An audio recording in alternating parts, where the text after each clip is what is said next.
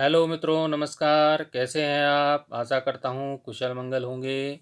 मित्रों, जैसा कि आप सभी जानते हैं कि आने वाले नवंबर मास में देश के सभी राज्यों में एनएएस की परीक्षा का आयोजन होना प्रस्तावित है। एनएएस अर्थात नेशनल अचीवमेंट सर्वे, राष्ट्रीय उपलब्धि सर्वेक्षण। ये एक एग्ज़ाम होगा, एक परीक्षा होगी सभी विद्यालयों में, जिसमें कक्षा 3, कक्षा 5, कक्षा 8 और कक्षा 10 के विद्यार्थी प्रतिभाग करेंगे। इस परीक्षा का जो आयोजन है ये इसमें विद्यार्थियों की शैक्षिक उपलब्धता की जानकारी एवं गुणवत्ता की जानकारी लेने हेतु इस परीक्षा का आयोजन किया जाता है मित्रों। और मित्रों, आज के हम इस वीडियो में अध्ययन कराने जा रहे हैं आपको कक्षा 10 की हिंदी के पेपर की प्रैक्टिस कराने जा रहे हैं। हमारा प्रैक्टिस सैम्पल पेपर है, सेट फर्स्ट है, जिसमें हम class 10th Hindi practice paper जो एनएएस में आता है उसकी हम तैयारी कराएंगे। मित्रों, कक्षा 10 में 5 विषयों की परीक्षा ली जाती है, जिसमें कि हिंदी, अंग्रेजी, गणित, विज्ञान, सामाजिक विज्ञान विषयों की परीक्षा से 12-12 अंकों के प्रश्न पूछे जाते हैं। कुल 60 अंक का पेपर होता है। मित्रों, इस वीडियो में हम 50 प्रश्नों का भी अध्ययन करेंगे और आगे के वीडियो में और प्रश्नों का भी अध्ययन करेंगे। बच्चों की सहायता करने हेतु मेरा यह छोटा सा प्रयास है। मेरा आप सभी से निवेदन है कि आप इस वीडियो को अधिक से अधिक शेयर करें ताकि सभी विद्यार्थी इसका लाभ उठा सकें, और चैनल को सब्सक्राइब अवश्य करें, जिससे कि एनएएस की परीक्षा की जो तैयारी है उसके लिए जो भी मैं वीडियो अपलोड करूंगा वो वीडियो आप सभी तक प्राप्त हो सकें, आपको सबको उपलब्ध हो सकें। आइए पेपर जो सैंपल प्रश्न पत्र है हमारा उसको हल करना करेंगे। शुरू करते हैं। मित्रों, इस पेपर में कुछ निर्देश दिए रहते हैं। ये यहाँ पे परीक्षार्थी के लिए कुछ निर्देश हैं। इन निर्देशों के लिए मैंने एक अलग से वीडियो बनाया है, वहाँ से आप इसको देख लेंगे। और इस प्रश्न के प्रश्न संख्या 1 से 10 तक के जो प्रश्न के उत्तर हैं उसी वीडियो में आपको मिल जाएंगे। आप उस वीडियो को अवश्य देखें और प्रश्न संख्या 1 से 10 तक के उत्तरों को और निर्देशों को भली भांति उस वीडियो से आप जान पाएंगे। उस वीडियो का लिंक मैं आपको डिस्क्रिप्शन बॉक्स में दे दूंगा, वहाँ से आप इस वीडियो को देख करके प्रश्न संख्या 1 से 10 तक के प्रश्नों के उत्तर देख पाएंगे। प्रश्न संख्या 11 से हम प्रारंभ करते हैं। यहाँ पर इस वीडियो में 11 से 60 तक कुल 50 प्रश्नों का हम अध्ययन करने जा रहे हैं। देखिए प्रश्न संख्या 11। प्रश्न संख्या 11 कहता है, रविंद्र का संधि विच्छेद क्या है? तो इसमें 4 ऑप्शन हमको यहाँ पर दिए हैं, फर्स्ट, सेकेंड, थर्ड, फोर्थ। हमारा उत्तर कौन सा है? हमारा उत्तर हो जाएगा रवि इंद्र। चौथा हमारा सही है। इस उत्तर को आपको नोट कर लेंगे। प्रश्न संख्या 12। प्रश्न संख्या 12 कहता है, रवि का पर्यायवाची शब्द है। और रवि का पर्यायवाची शब्द इनमें से कौन सा है? कवि है, चंद्रमा है, सूर्य है या राजा है?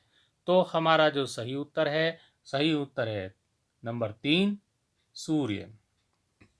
मित्रों, प्रश्न संख्या 13 से 18 के लिए यहाँ पे निर्देश दिया गया है।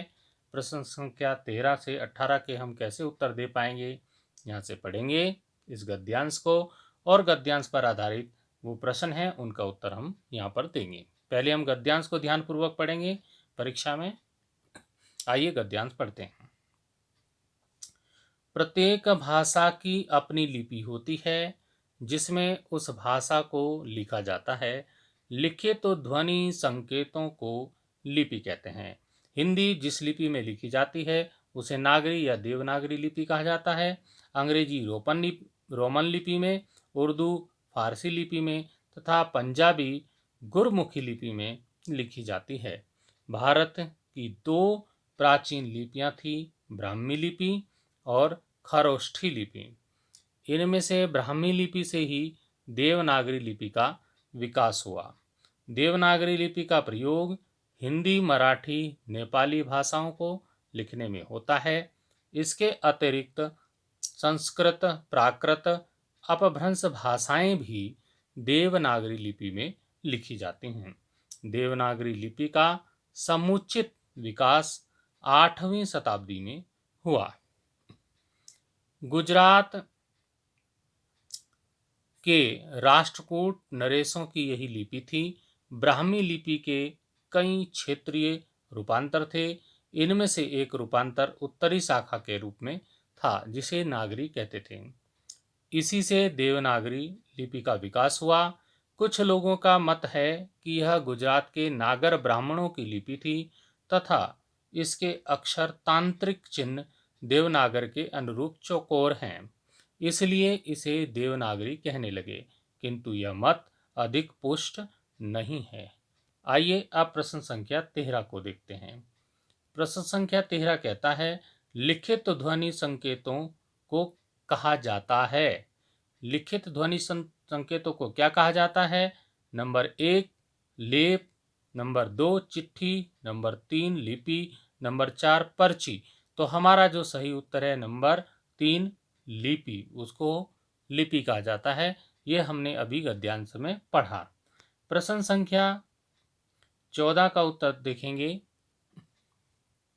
प्रश्न संख्या 14, हिंदी भाषा किस लिपि में लिखी जाती है? अभी यहाँ पर बताया गया है हिंदी भाषा देवनागरी लिपि में लिखी जाती है, तो इसका उत्तर पहला हो जाएगा, देवनागरी लिपि में।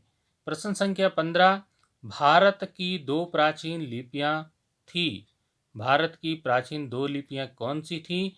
तो इसका उत्तर हो जाएगा हमारा 4 नंबर का, ब्राह्मी और खरोष्ठी जो है भारत की दो प्राचीन लिपियां थी। अगला प्रश्न देखेंगे, गुजरात के राष्ट्रकूट जो नरेश थे उनकी लिपि क्या थी?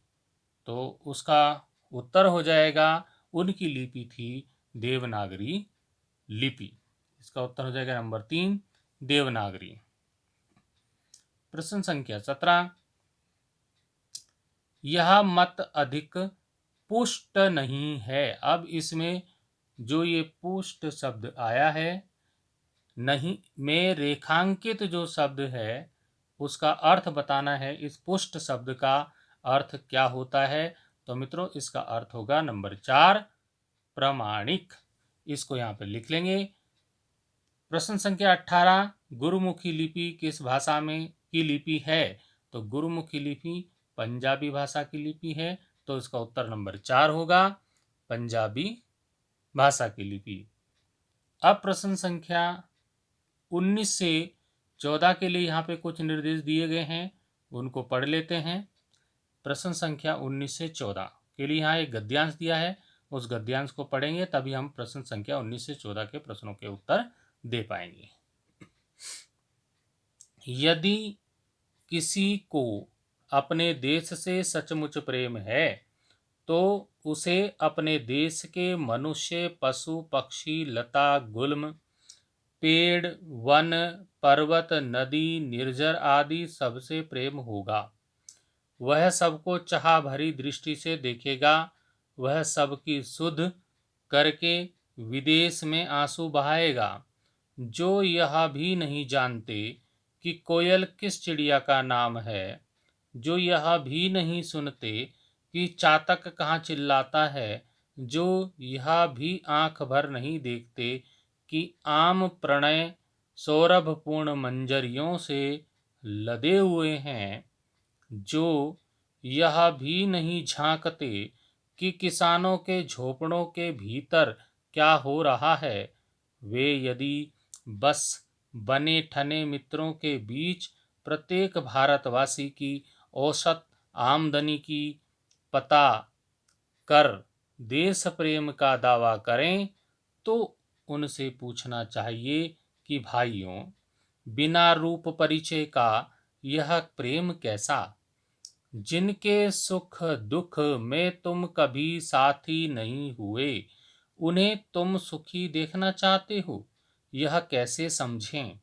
उनसे कोसों दूर बैठे बैठे, पड़े पड़े या खड़े खड़े, तुम विलायती बोली में अर्थशास्त्र की दुहाई दिया करो, पर प्रेम का नाम उसके साथ ना घसीटो।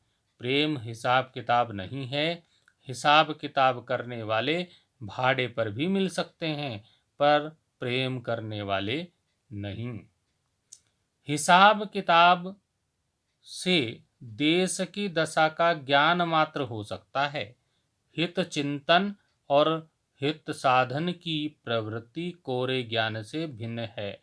वह मन के वेग या भाव पर अवलंबित है। उसका संबंध लोभ या प्रेम से है, जिसके बिना अन्य पक्ष में आवश्यक त्याग का उत्साह हो नहीं सकता। ये हमने गद्यांश पढ़ा मित्रों। अब देखेंगे प्रश्न संख्या 19। प्रश्न संख्या 19 क्या कहता है? जो यह भी नहीं जानते कोयल किस का नाम है, रिक्त स्थान में उपयुक्त शब्द को भरिए। ये हमारे पास रिक्त स्थान है, यहाँ पर हमने उपयुक्त शब्द भरना है। तो इसका उत्तर हो जाएगा मित्रों, इसमें तीसरा उत्तर सही है, चिड़िया। इसका उत्तर हो जाएगा चिड़िया। कोयल किस चिड़िया का नाम है। प्रश्न संख्या 20 पे चलेंगे। प्रश्न संख्या 20 क्या कहता है? लेखक किस बोली में दुहाई देने की बात कर रहे हैं? तो इसका उत्तर हो जाएगा विलायती भाषा में। जो विलायत चले गए तो विलायती भाषा मतलब विदेश चले गए। प्रश्न संख्या 21, अर्थशास्त्र में अध्ययन है। किस चीज का अध्ययन है? अर्थशास्त्र में शब्द और उसके अर्थ का, चारों वेदों का, धन या रुपये पैसे का, या काल्पनिक कहानियों का। तो मित्रों इसका जो सही उत्तर है वो है तीसरा, धन या रुपये पैसे का। तो इसको आप नोट कर लेंगे। प्रश्न संख्या 22 क्या कहता है? प्रश्न संख्या 22, लेखक की दृष्टि में प्रेम क्या नहीं है? तो लेखक की दृष्टि में प्रेम कोई हिसाब किताब नहीं है, तो इसका नंबर 1 हो जाएगा, हिसाब किताब। प्रश्न संख्या 23, प्रत्येक जो शब्द है उसका संधि विच्छेद करना है। तो इसका मित्रों चौथा हो जाएगा, प्रति प्लस एक, प्रतिधन एक, प्रत्येक। प्रश्न संख्या 24, निर्झर शब्द का अर्थ है। तो निर्झर जो शब्द है उसका अर्थ होता है झरना। निर्झर को क्या बोलते हैं? झरना। अब फिर हमारे पास एक गद्यांश आ गया है। प्रश्न संख्या 25 से 30 गद्यांशों पर आधारित हैं। तो पहले हम गद्यांश को पढ़ेंगे, तब प्रश्नों के उत्तर दे पाएंगे। हमारा गद्यांश है, आज सुबह पापा ने जल्दी मुझे उठाया और कहा, देखो देखो बारिश हो रही है, ओले गिर रहे हैं, बहुत ठंड पड़ रही है। फिर मैं जल्दी से उठा और पापा से कहा, दीदी को भी उठाओ। फिर हमने देखा कि हमारे घर के सामने वाले ग्राउंड में हरी हरी घास पर सफ़ेद सफ़ेद ओले गिर रहे थे। ऐसा लग रहा था कि किसी ने चमेली के फूल गिरा रखे हैं। बहुत अच्छा लग रहा था। ओले पड़ रहे थे, बारिश हो रही थी, चिड़िया भाग रही थी, कौवे परेशान थे, पेड़ कांप रहे थे, बिजली चमक रही थी, बादल डरा रहे थे। एक चिड़िया हमारी खिड़की पर डरी डरी बैठी थी। बहुत देर तक बैठी रही, फिर उड़ गई। अभी तक बच्चे खेलने के लिए नहीं निकले, इसलिए मैं आज जल्दी डायरी लिख रहा हूँ। सुबह के 10 बजे हैं। मैं अपना सीरियल देखने जा रहा हूँ। आज मेरा न्यू इंक पेन और पेंसिल बॉक्स आया। दोपहर की धूप निकली और फिर हम खेलने निकले। आजकल हम लोग मिट्टी के गोले बनाकर सुखा देते हैं, फिर हम उनके ऊपर पेंटिंग करते हैं, उसके बाद फिर उनसे खेलते हैं। तो मित्रों, ये हमने पढ़ा गद्यांश। अब प्रश्न संख्या 25 से 30 गद्यांश पर आधारित है, उनको देख लेते हैं। प्रश्न संख्या 25, हरी हरी घास पर क्या गिर रहे थे। अभी हमने गद्यांश पढ़ा, पीले पीले आम गिर रहे थे, सफ़ेद सफ़ेद ओले गिर रहे थे, लाल लाल फूल गिर रहे थे, मीठे मीठे फल गिर रहे थे।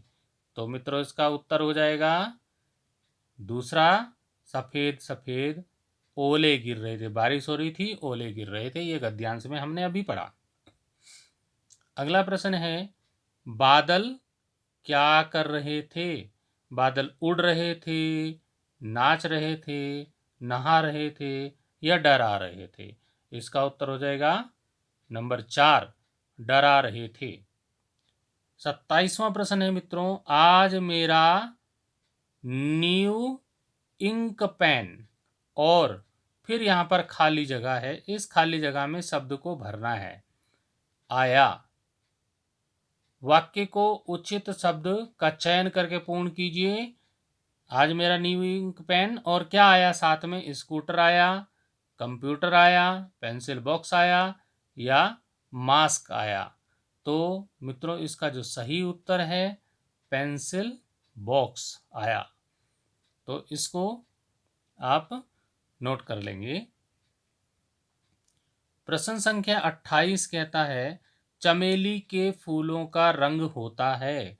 तो चमेली के फूलों का रंग कैसा होता है? सफ़ेद होता है, पीला होता है, लाल होता है, नीला होता है।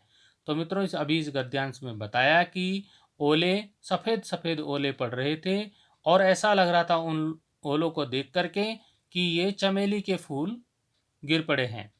तो अब यहाँ पर ओले कैसे थे? सफ़ेद थे और तो चमेली के फूलों जैसे लग रहे थे। तो क्या हो जाएगा? सफ़ेद। इसका उत्तर हो जाएगा सफ़ेद, नंबर 1 सफ़ेद। 29वां प्रश्न है, बहुत देर तक बैठी रही। वाक्य में क्रिया क्या है? ये हमारे पास वाक्य है, बहुत देर तक बैठी रही। इसमें क्रिया क्या है? तो मित्रों, इसमें जो क्रिया है वो है बैठी।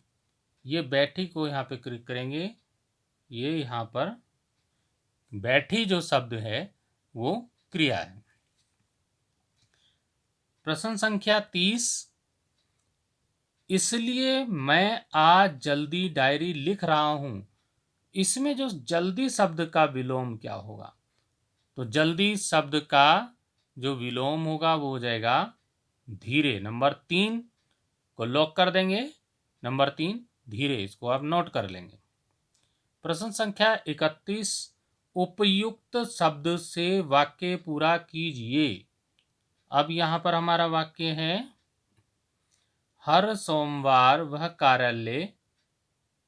अब यहाँ पर खाली स्थान भरने को दे दिया, यहाँ पे हमें भरना है। शब्द हमारे पास दिए हैं, गया, हमारे पास बैठता, सोता या जाता, ये हमारे पास शब्द हैं। तो हमने क्या लिखना है यहाँ पे? हमारा जो सही उत्तर है वो जाता। यहाँ पर हम क्या भर देंगे? जाता। हर सोमवार वह कार्यालय जाता है। तो ये वाक्य सही हो जाएगा। प्रश्न संख्या 32 मित्रों है, चक्रपाणी सामासिक शब्द का विग्रह क्या होगा? तो मित्रों, इसका जो उत्तर है वो पहला उत्तर है, चक्र है पानी में जिसके। चक्र है पानी में जिसके, चक्र पानी होता है, हाथ में, हाथों में जिसके चक्र है वो चक्र पानी है। तो ये इसका उत्तर हो जाएगा 33वां जो हमारा प्रश्न है, उपसर्ग का प्रयोग होता है। उपसर्ग का प्रयोग कहाँ होता है? शब्द के मध्य में, शब्द के आदि अर्थात आरंभ में शब्द के अंत में, शब्द के नीचे। तो मित्रों, जो इसका उपसर्ग का प्रयोग होता है वो प्रारंभ में होता है, तो हमारा दूसरा उत्तर सही हो जाएगा। शब्द के आदि में अर्थात प्रारंभ में। प्रश्न संख्या 34 देखेंगे। प्रश्न संख्या 34, लेखक शब्द के अंत में कौन सा प्रत्यय लगा हुआ है? तो मित्रों, प्रत्यय अंत में लगता है, आखिर में लगता है। लेखक, लेखक, तो इसमें अक जो है प्रत्यय लगेगा। नंबर 4 जो है वो सही है, अक प्रत्यय। प्रश्न संख्या 35 देखेंगे। भारत में सर्वाधिक बोली जाने वाली भाषा कौन सी है? तो भारत में सर्वाधिक जो भाषा बोली जाती है वो हिंदी भाषा बोली जाती है। प्रश्न संख्या 36, 36वें प्रश्न पे चलेंगे। हिंदी दिवस कब मनाया जाता है? तो हिंदी दिवस मनाया जाता है मित्रों 14 सितंबर को। तो इसका तीसरा उत्तर सही हो जाएगा, 14 सितंबर। प्रश्न संख्या 37, 37वें प्रश्न पे चलेंगे। भाषा की सबसे छोटी इकाई है? शब्द, व्यंजन, स्वर, वर्ण। तो इसका जो सही उत्तर, चौथा उत्तर होगा। भाषा की सबसे छोटी इकाई बोलते हैं वर्ण, तो इसका उत्तर हो जाएगा वर्ण। प्रश्न संख्या 38 पे चलेंगे। 38वां जो हमारा प्रश्न है, शुद्ध वर्तनी का चयन कीजिए। अब हमारे पास यहाँ पे शब्द दिए हैं कृपा, कृपा, कृपा, कृपा। तो इस तरह से ये शब्द दिए हैं, इसमें से कौन सा सही है? तो हमारा पहला जो शब्द है वो सही है, कृपा। तो प्रश्न संख्या 39 पे चलेंगे। 39वां 39 जो प्रश्न है हमारा वो है, वह मैच खेलकर। अब यहाँ पर फिर खाली शब्द दिया है, फिर है वापस आ जाएगा। वाक्य में रिक्त स्थान पूर्ति उपयुक्त अव्यय से करनी है। हमारे पास 4 शब्द दिए हैं, सहित, आगे, जल्दी, लेकिन। तो इसमें से कौन सा सही होगा? तो इसमें जो उत्तर है मित्रों वो है जल्दी। ये यहाँ से नंबर 3 वाला जल्दी। तो अब इसका जब यहाँ पे हम जल्दी लिख देंगे तो क्या हो जाएगा, वह मैच खेलकर जल्दी वापस आ जाएगा, और हमारा वाक्य भी पूरा हो जाएगा। प्रश्न संख्या 40 पे चलेंगे मित्रों। 40वां जो हमारा प्रश्न है, दो वर्णों के मेल से होने वाले विकार को कहते हैं। तो मित्रों, दो वर्णों के मेल से जो विकार उत्पन्न होता है उसको बोलते हैं संधि। तो आप संधि को नोट कर लेंगे। प्रश्न संख्या 41 है, प्रिय विशेषण के साथ प्रयुक्त होने वाली संज्ञा नहीं है। प्रिय विशेषण के साथ प्रयुक्त होने वाली संज्ञा नहीं है, तो इसका उत्तर हो जाएगा बैरी। देखिए, इसमें पहला है विषय, तो प्रिय विषय हम लिख सकते हैं, प्रिय कवि लिख सकते हैं, प्रिय मित्र लिख सकते हैं, लेकिन प्रिय बैरी नहीं लिख। बैरी दुश्मन होता है, शत्रु होता है। तो इसका यही है वाली संज्ञा नहीं है, तो वो क्या हो जाएगा, बैरी हो जाएगा। प्रश्न संख्या 42, 42वां प्रश्न है, हिंदी भाषा में वचन कितने प्रकार के होते हैं? तो हिंदी भाषा में वचन 2 प्रकार के होते हैं, एक वचन और बहुवचन। तो इसका दूसरा उत्तर हो जाएगा 2।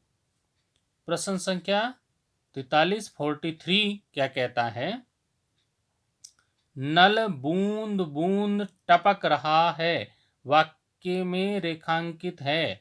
ये देखिए, इस प्रश्न में इसमें एक शब्द रेखांकित दिया हुआ है, बूंद बूंद।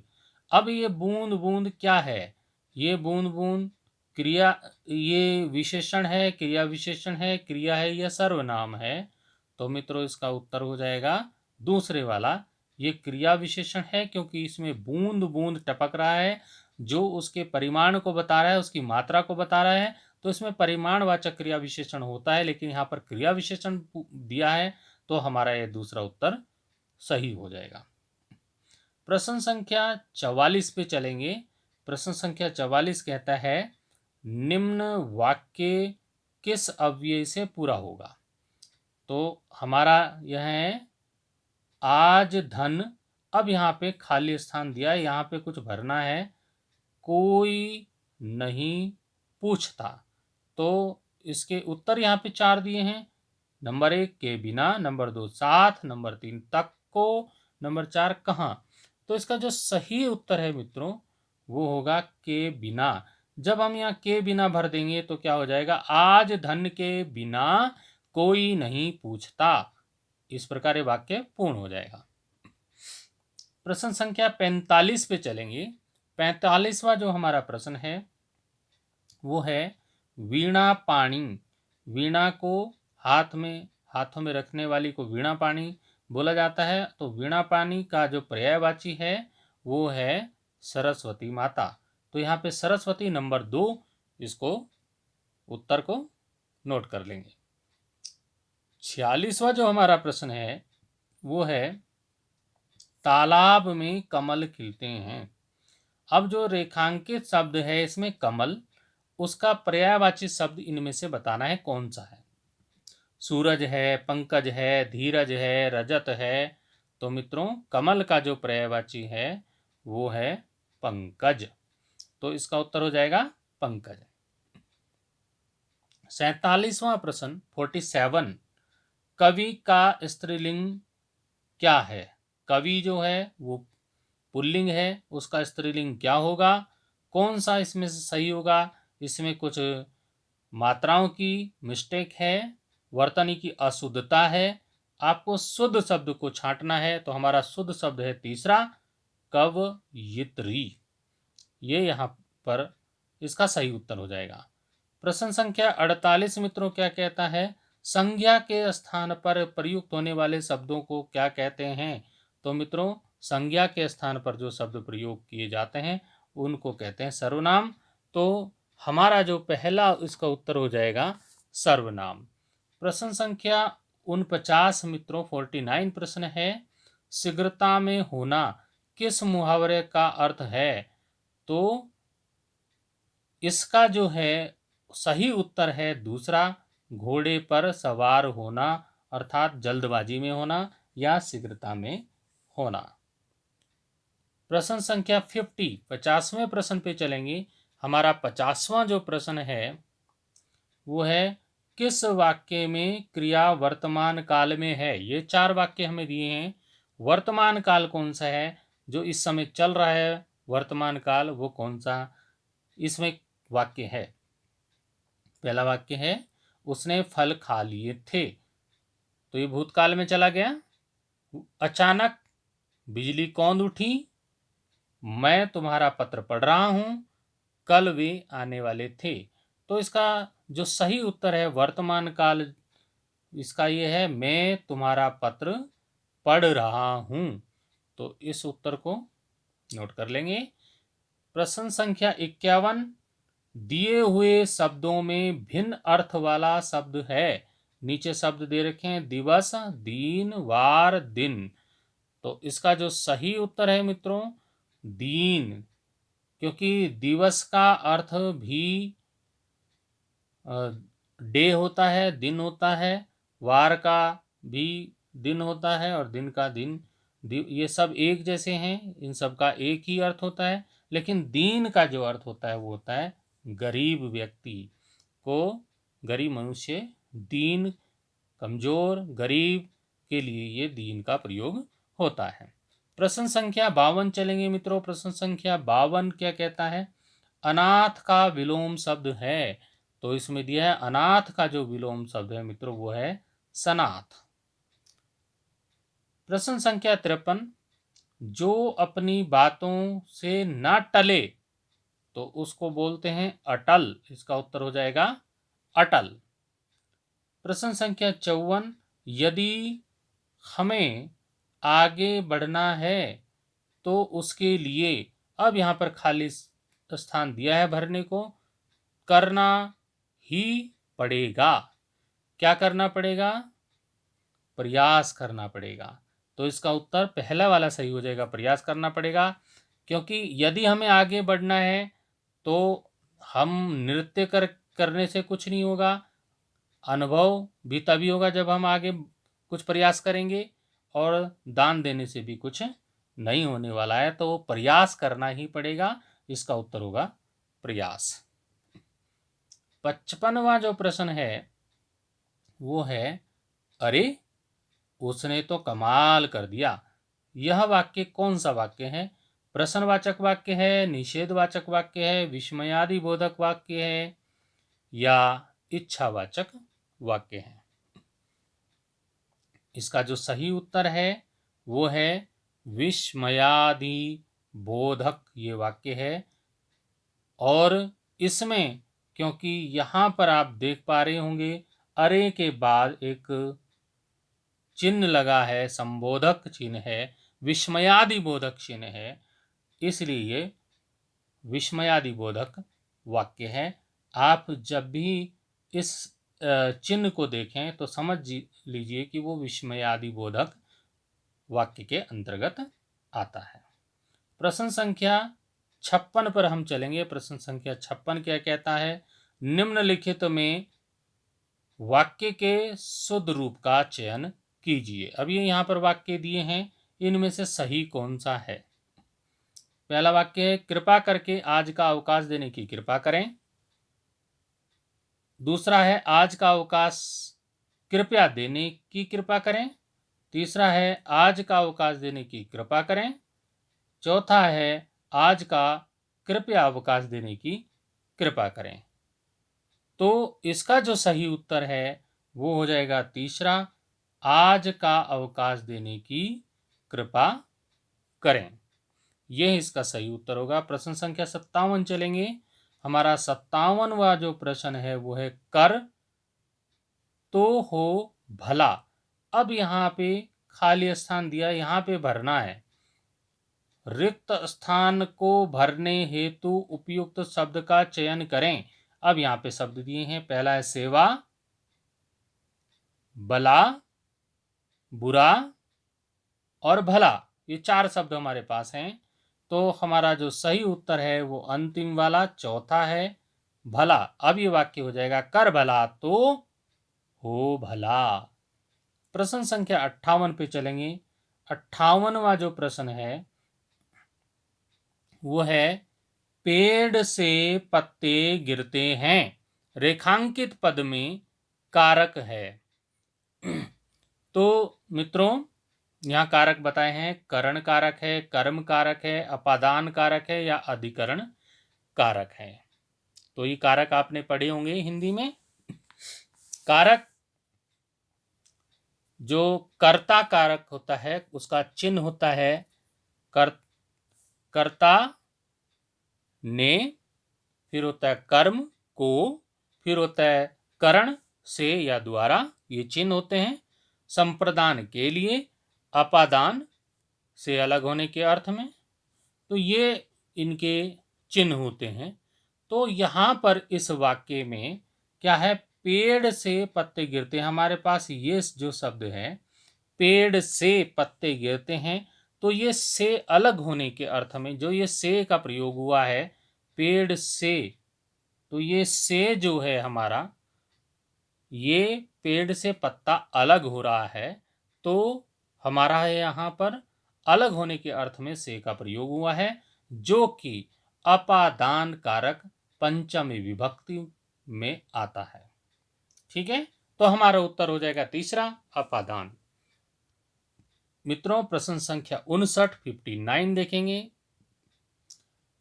59वां प्रश्न क्या कहता है, भाषा के शुद्ध रूप का ज्ञान किससे होता है? तो यहां पर जो शब्द दिए हैं, लिपि से, व्याकरण से, लिखित भाषा से, या इनमें से कोई भी नहीं। तो भाषा का अगर शुद्ध रूप का ज्ञान प्राप्त करना है तो उसके व्याकरण को जानना बहुत आवश्यक है। तो इसका उत्तर हो जाएगा व्याकरण। मित्रों हमारा 60वां और इस वीडियो का अंतिम जो प्रश्न है, प्रश्न संख्या 60, वह है, शोर मचाते छात्रों से शिक्षक ने कहा, तुम सबने बुरी तरह परेशान कर रखा है। अब ये पे यहाँ पर जो ये रेखांकित से रेखांकित जो शब्द है, रेखांकित जो अंश है, उसके लिए उचित मुहावरा बताना है। तो मित्रों रेखांकित होता है जिसके नीचे रेखा अंकित, ये हमारा है। आप देख रहे होंगे इसके नीचे लाइन लगी है, ये लाइन जो लगी है इसी को हम रेखांकित बोल रहे हैं। तो ये जो हमारा भाग है, ये अंश है, यहाँ से यहाँ तक का बुरी तरह परेशान कर रखा है, आप देख रहे होंगे। ये इसके लिए कौन सा मुहावरा प्रयोग किया जाता है? इनमें यहाँ पर 4 मुहावरे दिए हैं। दांत दिखाना, दूसरा है नाक में दम करना, तीसरा है सिक्का जमाना और चौथा है नाक भौं चढ़ाना। तो मित्रों, इसका जो हमारा सही उत्तर होगा वो है नाक में दम करना। तो प्रश्न संख्या 60 का जो उत्तर आप नोट करेंगे वो है दूसरा, नाक में दम करना। तो मित्रों, इस प्रकार से हमने एक प्रश्न संख्या 11 से 60 तक यहाँ पर 50 प्रश्नों का अध्ययन किया इस वीडियो में, और प्रश्न संख्या 1 से 10 तक का जो हमने वीडियो बनाया है उसका हम यहाँ पर आपको लिंक दे देंगे, वहाँ से आप उस वीडियो को देखकर पूरे 60 प्रश्नों का अपनी प्रैक्टिस कर पाएंगे, अभ्यास कर पाएंगे, जिससे आने वाले माह नवंबर में आप हिंदी विषय में अधिक से अधिक अंक प्राप्त कर पाएंगे। मित्रों, अब इस वीडियो को यहीं पर समाप्त करते हैं और अगले वीडियो में हम और 60 प्रश्नों के साथ उपस्थित होंगे। तब तक के लिए धन्यवाद। आप सभी खुश रहें, सुखी रहें।